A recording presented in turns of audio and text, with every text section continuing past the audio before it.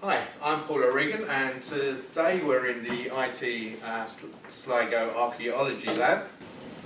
And as you can see, we're social distancing.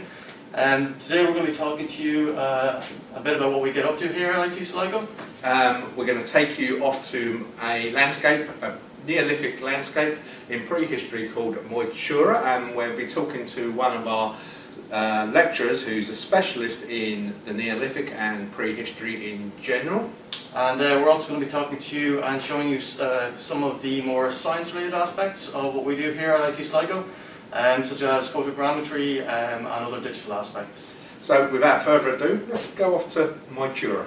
Sam Moore is one of our lecturers in IT Sligo who specialises in prehistory and especially the Neolithic passage tombs. And Sam has kindly come along to answer a few questions on why we think you should come to IT Sligo. Hi Sam. Right, Paul. Sam, so how did you get involved in archaeology? Well, long story. I was living in England. I was working with the Royal Shakespeare Company in England and doing management. But I became quite Irish because I'd emigrated and left and kind of started looking at my Irish identity a bit more. And I got very interested in the work of an Irish artist in the 80s called Jim Fitzpatrick. He's kind of famous for the Che Guevara silhouette.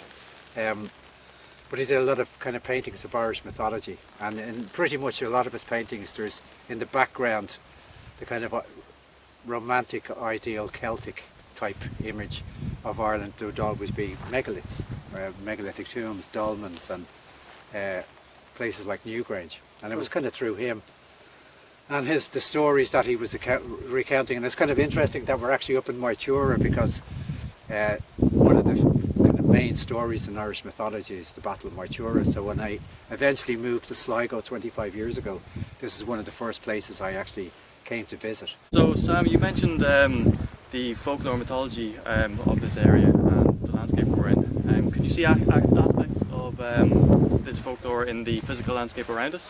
Yeah, sure, it's everywhere. A lot of place names. The little lake in the background is Loch Nassoul.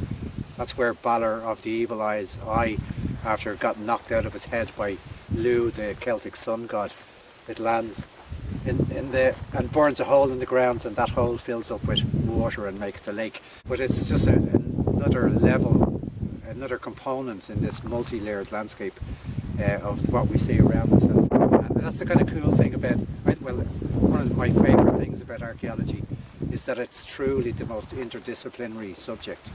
So there's obviously quite a few areas to specialise in or to delve into.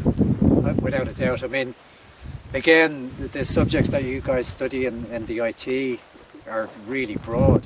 So you're doing everything from earth science to ancient DNA or DNA analysis. You're doing chemical analysis. You're doing a lot of practical stuff in labs. So I think there's a multitude of jobs. So a lot of people like the field work, so you're outside and you're digging, but there's so many specialties. So there's museum work, there's work in tourism and heritage management, there's lecturing, there's so many interdisciplinary fields. Thanks very much for your time, Sam. That was very interesting, and thank you for being here with us today. Hi, we're back to the lab again. I hope you've enjoyed the journey to Moitura and you've enjoyed watching the drone footage. And we hope you learned something as well, and hopefully piqued your interest in both archaeology and IT Sligo. Thanks for watching, guys.